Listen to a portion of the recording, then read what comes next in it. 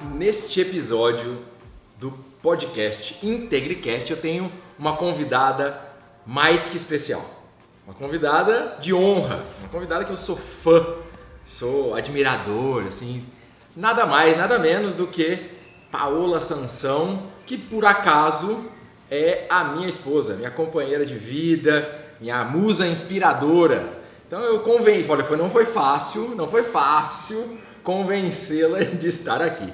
E já que nós já estamos aqui ao vivo, eu já posso quebrar o gelo dizendo que o meu podcast demorou meses para ir ao ar por culpa dela, porque eu queria que ela fosse âncora. O podcast inicialmente era para ser um equilíbrio entre uma voz masculina e a Paola de apresentadora na voz feminina.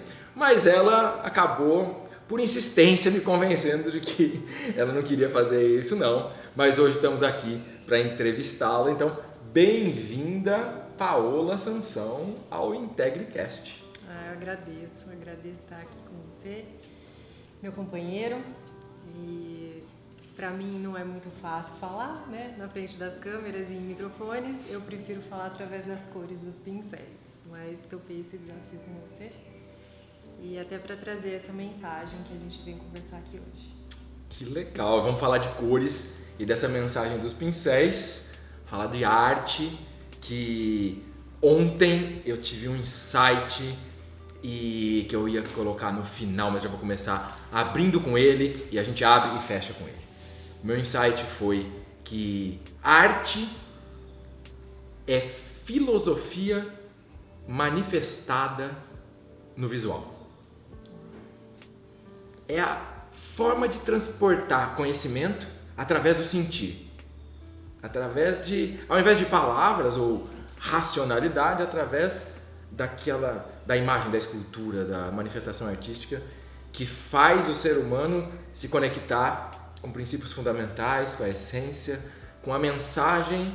Então, gratidão por ser uma artista de primeiro grau, mas ela processão até chegar nesse momento e a gente poder fazer esse IntegriCast aqui para falar desse tema. Então eu já quero te provocar desde já, porque para quem não conhece, a Paola, além de minha esposa, minha companheira e minha musa inspiradora, como já disse, ela é designer gráfico, formado pela FAAP, desenho industrial, fez pós-graduação em design de embalagem pela ESPM e teve uma vida nas agências de design corporativo, depois montando a sua própria e trabalhando depois como autônoma, criando marcas especialmente, criando comunicação visual para empresas e assim ela fez a maior parte da carreira dela. E ela tinha uma coisa que ela achava que ela não era artista, que ela não tinha talento suficiente para ser artista, e vários anos dessa luta. Então eu já quero te provocar aqui com a primeira colocação para você contar para a gente como é que foi, como é que está sendo esse processo de se assumir artista e essa migração que você andou fazendo para se assumir artista e quais foram os desafios e por quê? Por que tanta dificuldade nisso? Eu acho bem curioso que você usou essa expressão se assumir artista, né? E isso não é incomum, isso é bem comum. Eu ouço vários podcasts, entrevistas de artistas e tem sempre essa questão, se assumir artista. Tem gente que fala sair do armário, como se fosse algo que a gente tivesse que esconder e fosse proibido e fosse ruim. Mas é difícil, porque é um desnudar-se, né? Quando a gente expressa alguma coisa artisticamente, né, de dentro para fora, quando é aquela arte genuína, quando é aquela arte que não procura fazer para agradar ou para vender, quando é uma pura expressão. Tem muita gente que guarda isso na gaveta, que tem uma vergonha de mostrar porque é muito íntimo. E aí, às vezes, principalmente quando a gente é criança e a gente recebe um olhar assim de desaprovação, ou que aquilo não está tão legal, ou que a gente não é tão bom quanto o outro, a gente começa a se comparar às vezes com outros artistas, né, que já estão num grau. Eu falo a gente, mas falando por mim, eu acho que algumas artistas podem até se reconhecer nessa fala, mas eu vou falar por mim. Eu tive essa questão de um bloqueio, que eu ainda não achei a raiz principal dele, mas durante os anos vindo trabalhando tudo isso, deixar essa arte fluir sem esperar um julgamento e sem esperar o que o outro vai achar, né, disso. E como eu tenho tinha uma característica muito forte de perfeccionismo, porque a busca da perfeição é a busca da excelência, e ok, agora... Ou a busca da integridade também. Exatamente, mas o perfeccionismo, o ismo, né, é a doença da perfeição, dessa busca da perfeição. E aí eu tenho desenhos de quando eu era criança, assim, que... Então, assim, até o papel chegava a rasgar, de tanto que eu apagava, porque nunca estava bom, nunca estava bom. E eu ficava buscando uma perfeição que eu ainda não tinha, que eu só ia ter com o treino, com o passar do tempo. E eu não tive essa paciência de amadurecer. Eu já esperava o perfeito desde pequena. E aí, com isso, na adolescência... E assim, meu passatempo preferido, né, era desenhar quando criança. E na adolescência, vem vestibular, vem um monte de necessidades de estudo. E eu parei com essas atividades manuais e depois entrei na faculdade de design gráfico.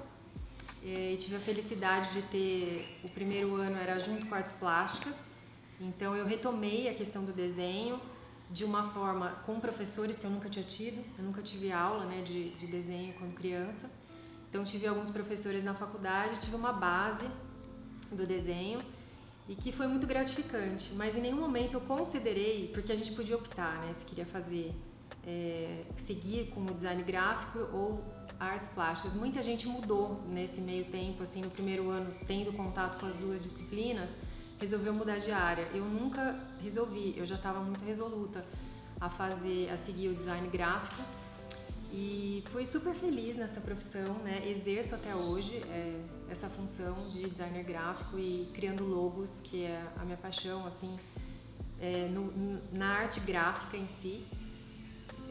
Só que nesse processo todo de autoconhecimento, ao longo dos anos, né, que a gente tem caminhado, nós dois, né, caminhamos juntos nisso, veio vindo um chamado muito forte de expressar a arte no papel, porque foram anos só de computador, né? Criar a partir do computador é muito mais fácil, porque tem a tecla Ctrl+Z.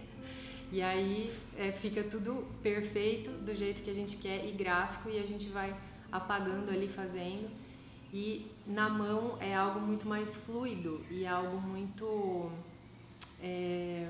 mais genuíno.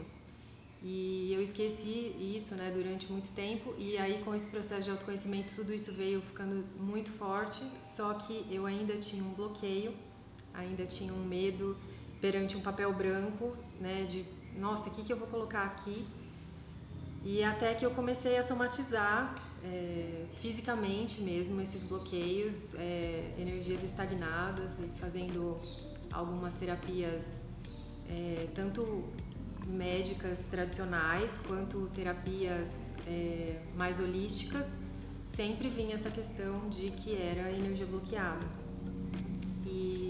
E eu consegui me libertar, inclusive, de nódulos que eu tive no punho e cervical, com hérnia de disco, essas coisas. Consegui liberar isso através de quando eu comecei a expressar a arte, né?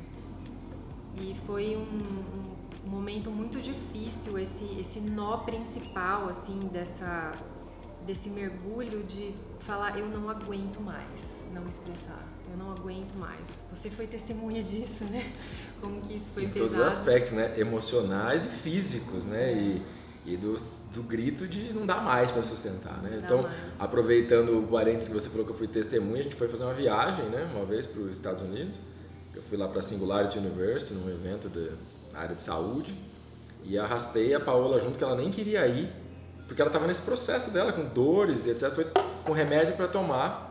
E lá ela comprou todos os materiais de pintura e numas meditações na praia, etc., que ela começou e tomou a decisão de começar a pintar. E essa coisa que ela falou da hérnia, em exames aparecia e depois sumiu sem remédio. E um ossinho na mão que tinha aparecido, que a médica falou que nunca mais voltava, sumiu. Pelo simples fato dela retomar essa essência, que muitos chamam de propósito, do sentido da vida, do autoconhecimento, de se conhecer e de manifestar aquilo que veio aqui fazer. Que isso tem tudo a ver com a busca de consciência, o caminho da integridade, o caminho de retorno a essa unidade, da gente sair das nossas polaridades. Então, fiz questão aqui de relatar um pouquinho mais de detalhe para que as pessoas saibam um pouco mais, né, que estão nos ouvindo e nos vendo nesse episódio, para entender a profundidade desse. Então, mas continua aí. Então, e nesse processo aí de falar eu não aguento mais, né, eu preciso tomar uma atitude, e não foi da noite para o dia também, foi ainda difícil, porque são raízes profundas, né, eu não sei direito, eu não achei ainda a raiz disso, mas venho ainda nesse processo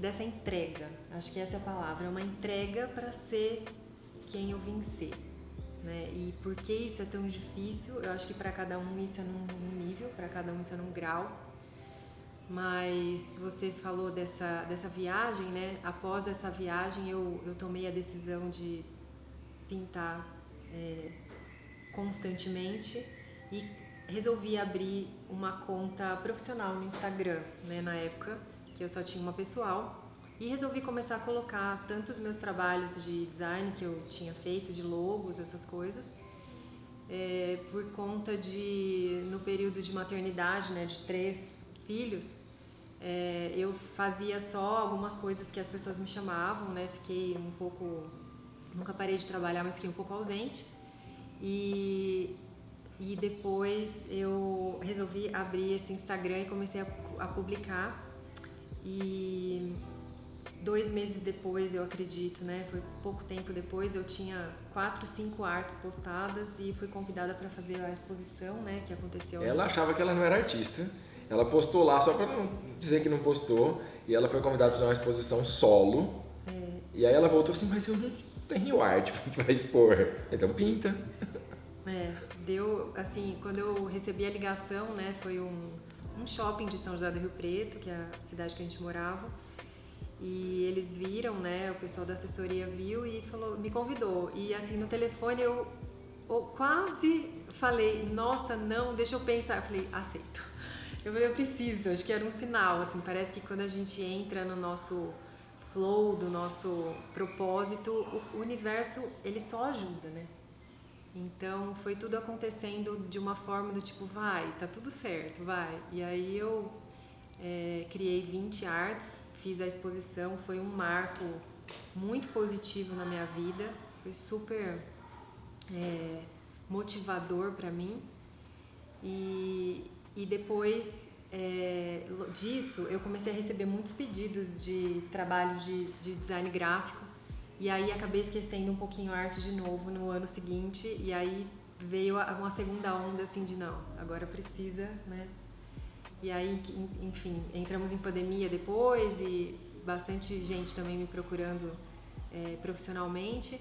Mas agora, neste momento, aproveitando essa mudança física que nós estamos fazendo de cidade, de casa, eu reitero e retomo essa vontade de expressão pura da arte e verdadeira, assim, e assumo meus pincéis como as minhas águas. Eu disse, né, aproveitar o ensejo da mudança e o empuxo, você disse. O empuxo da mudança e de designer gráfico e artista vira só artista, né? E acho que essa essência que vem de dentro, quero compartilhar também, essa exposição que ela citou tinha o nome de Faces Libertas, eram 20 rostos de mulheres. Eu brinco que eu tinha um harém dentro de casa, né? E cada uma dessas mulheres que brotou de dentro dela. Então, se vocês quiserem, depois siga lá o perfil da Paola Sansão Arte para ver um pouco desse trabalho.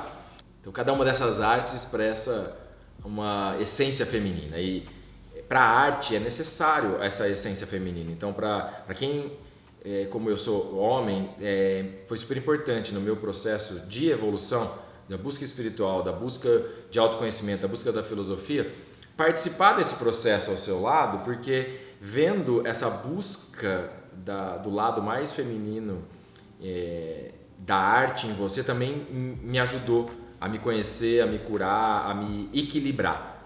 E acho que no tema que esse podcast e todo o meu trabalho de integridade, de busca da consciência, esse seu processo foi fundamental também para me enxergar como espelho e poder olhar para o meu lado artístico, olhar para o meu lado mais sensível, para o meu lado mais feminino, para poder me tornar um ser humano mais completo. Então, se você não sabe o porquê, talvez você só passou por isso para me ajudar a evoluir. Então, fica aqui a gratidão. Então, conheço essas mulheres lá dessa exposição. E aí, nesse processo todo, eu também quero te provocar para você falar que é uma coisa que, para todo mundo que de uma certa forma cria conteúdo, que tem uma mensagem para passar, que é a dificuldade da busca de um estilo. E a gente conversava hoje no nosso trabalho aqui com a equipe toda, e aí o Giovan perguntou assim, mas é necessário um estilo? Então eu queria que você falasse pra gente assim, como que é pra você essa coisa de buscar um estilo? Por que isso é importante? Por que você acha que é fundamental? Que eu vi que foi uma coisa que você lutou um tanto com isso. E acho que te escutar um pouco sobre isso pode ajudar a mim e a todos que estão nos ouvindo e assistindo esse episódio, porque é uma busca de cada um, né? Encontrar o seu lugar, o seu estilo, que é a manifestação da sua essência, né? Então, conta pra gente um pouquinho. Você usou a expressão lutou, né, para encontrar. Eu tô trocando essa expressão agora nesse momento por dançar. Uma dança na busca do estilo, porque tem que ser com suavidade, né? E tem que ser, eu acho ela assim, tem essa mania de toda vez me ensinar, entendeu? Toda vez ela traz esse lado mais sutil e assim eu vou me tornando melhor. Então, gratidão aqui ao vivo e a cores mais uma vez. Eu acredito que os artistas, né, a maioria dos artistas busca por isso, por um estilo. E a gente não tem que buscar. Eu acho que é mais do que buscar, é você se abrir para receber. E isso acontece com o tempo. Isso acontece com a persistência, a consistência na repetição e a constância, sabe? Você persistir e repetir, né? Repetir o movimento, no meu caso, né, da pincelada, você ir se tornando mestre na técnica para depois a técnica de servir. Por enquanto eu sinto que eu ainda estou servindo a técnica, que eu ainda estou me encontrando nela. Algumas pessoas que me seguem, que me veem, amigos também, falam, eu já identifico um estilo, eu ainda não. Mas o estilo é uma questão de, com o passar do tempo, você olhar e falar assim, nossa, isso aqui se repetiu, olha, isso daqui está sempre no meu trabalho, né? Então, no meu caso, assim, tem essa questão da feminilidade é muito presente. Outro dia eu estava conversando com um amigo, ele falou assim, nossa, eu vejo muita geometria sagrada no seu trabalho. Eu falei, gente, mas eu nem coloco muito isso. Ele falou, não, mas de alguma forma tá ali. Então as pessoas vão percebendo e chega uma hora que isso fica a sua marca, né, registrado, assim. Mas eu acho que isso vem com o tempo mesmo. Aliás, eu quero fazer aqui também de público um agradecimento, porque o símbolo que eu utilizo, que está na capa do meu livro, que está no vídeo da Geometria da Integridade, que é o símbolo que simboliza a união das polaridades, do 1 e 0, dos números binários, e que é o símbolo dessa filosofia, e que eu utilizo como símbolo da integridade, né? Essa junção do 1 e do 0 num símbolo só. Essa forma estilizada foi criação da Paola, quando eu tive essa visão, e ela manifestou isso, e hoje a turma toda que trabalha com a gente utiliza para os materiais. Então fica aqui a gratidão também a esse símbolo, essa marca, e vendo o quanto que é importante o estilo, mas deixar fluir. E como na arte marcial, né? A repetição vai trazer a excelência. A repetição, então é necessária a disciplina, é necessária a entrega, é necessária técnica. Mas assim como o que me vem aqui é que assim como uma orquestra, como eu aprendi lá com o George Fabio, né? Um maestro italiano, a perfeição de uma orquestra na execução de uma sinfonia é a mistura equilibrada entre técnica e emoção. São os anos e anos e anos da perfeição de tocar as notas no violino e em todos os outros instrumentos da orquestra, mas ela só vai tocar o coração e arrepiar todos os pelos quando ela mistura a perfeição da técnica com toda a emoção que a orquestra inteira traz, do maestro Primeiro o violinista, o pianista e todos os instrumentos. Então acho que a nossa vida, e isso vale, né, o teu exemplo e a nossa conversa, vale para os indivíduos, vale para as pessoas que estão nas posições de liderança, vale para as empresas, para quem está lá numa posição no mundo corporativo, para quem está na vida, numa sociedade, vale porque é só através desse equilíbrio entre razão e emoção, entre técnica e o fluir dos sentidos que a gente vai extrair o melhor, e o estilo é consequência natural e não algo como buscar, poderia dizer assim? Então, fico aqui na gratidão, mas eu tenho um ponto que eu quero te provocar também para você compartilhar, que acho que eu só convenci ela a fazer esse episódio dado esse fato que gerou recentemente uma reflexão que ela trouxe, que foi um grande ensino, uma reflexão que é muito socrática, do só sei que nada sei, ou do conhece a ti mesmo, do oráculo de Delfos. Então, ela é para mim muito importante, foi um insight enorme que você trouxe para mim, e acho que todo o tema da busca da integridade, desse caminho individual da integridade que impacta as empresas, impacta tudo, ela é necessária essa autoobservação e é necessário o autoconhecimento. Então eu quero te cutucar para você contar para a gente como foi o processo de chegar nessa pérola de conhecimento, que eu não vou falar ainda para você saber a história antes que ela vai contar. Então conta como que foi e o que é essa pérola, eu ajudo a completar. Grata pelo elogio, por me comparar a esses filósofos, então eu vou aceitar como elogio, não como exagero. Mas é assim, temos um amigo, Bruno Gomes, artista também, e eu e ele temos um encontro quinzenal em que a gente troca sobre arte, no sentido de contar as nossas dificuldades, né? Ele também está nesse processo de se assumir artista, e como já foi falado antes, e nós trocamos bastante no sentido de apoio, né, mútuo, falamos sobre várias questões de precificação e tudo mais, enfim, estamos numa sintonia super bacana. E recentemente o que a gente resolveu fazer foi trocar algumas perguntas essenciais sobre arte, né? Então eu elaborei algumas perguntas, ele elaborou outras, e nós dois respondemos todas as perguntas. E eu descobri nesse processo, relembrei o tanto que eu adoro escrever. Pra mim é muito legal escrever.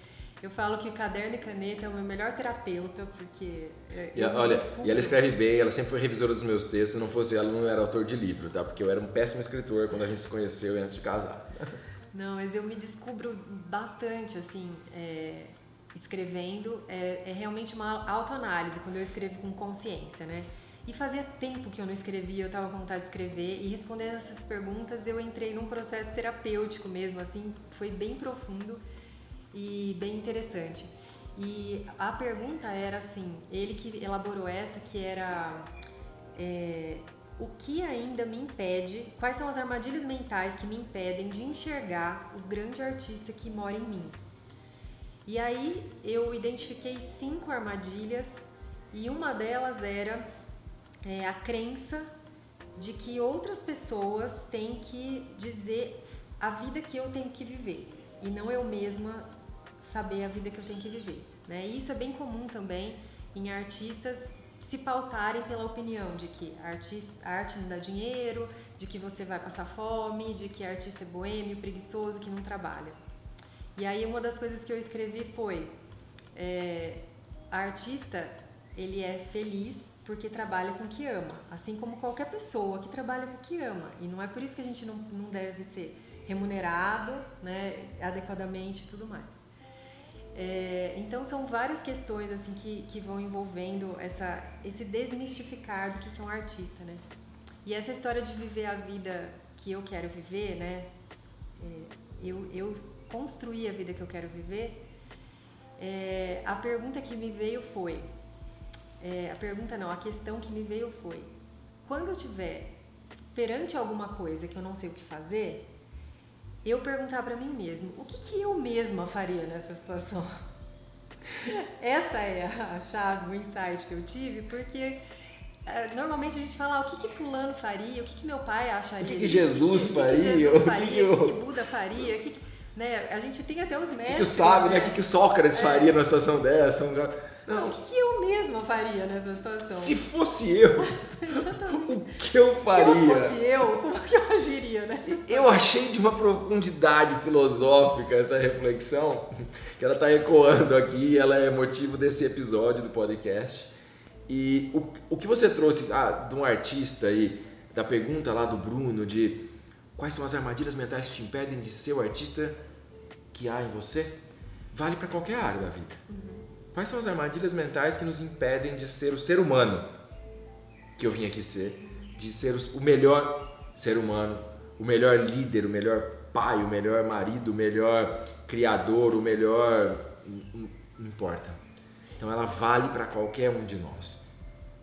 E quando você trouxe essa pérola, porque várias vezes na vida eu me vi em situações e pensando assim, e sempre me vinham referências que eu julgava como especialistas em determinados assuntos que pudessem resolver aquela situação, sabe? O que Salomão faria nessa situação? O que Jesus? O que Buda? O que Gandhi? O que Martin Luther King? O que Platão? O que Sócrates? O que Tiradentes? Sei lá, o que o Superman faria nessa situação? E que é bem legal isso também. Sim, é super legal você ter, né, essa referência, mas a gente não sabe o que eles fariam. Então, assim, só resta nós mesmos, né? E a gente assumir, colocar esse chapéu de eu mesmo e né, se assumir perante a vida e perante a ser quem a gente vai ser. É uma entrega mesmo, né? Eu falei de entrega no começo, eu acho que é isso. A gente ser essência, né? A essência a gente perde muito da essência se adulterando, né? Ficando adulto. Aliás, já vem aquela frase, né? O adulto é uma criança adulterada, que é uma frase do Stefano Dana. E a criança vem de criação, né? Yes.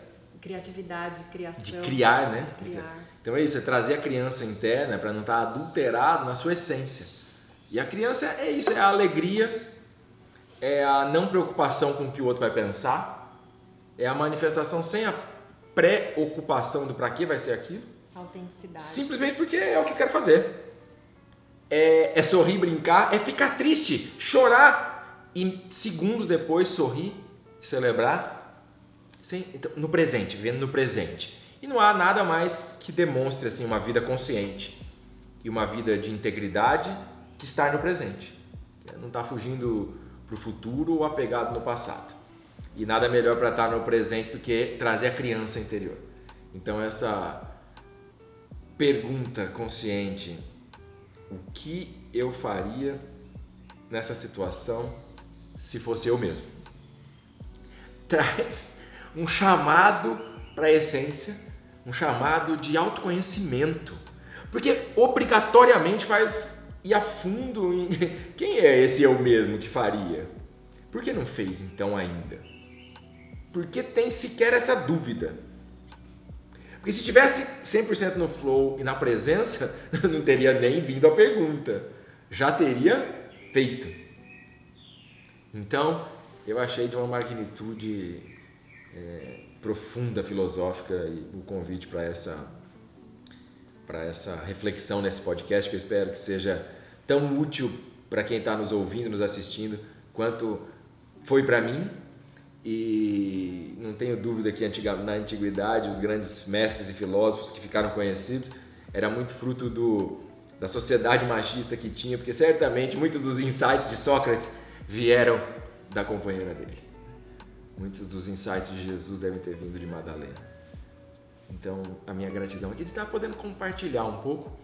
E muitos dos ensinos que eu trouxe foram insights ou cutucões ou reflexões possíveis pela nossa relação de evolução contínua, mútua e colaborativa.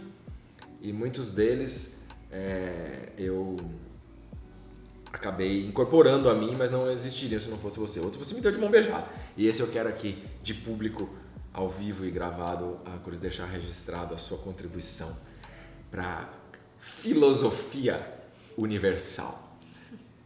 Gratidão. Agradeço também.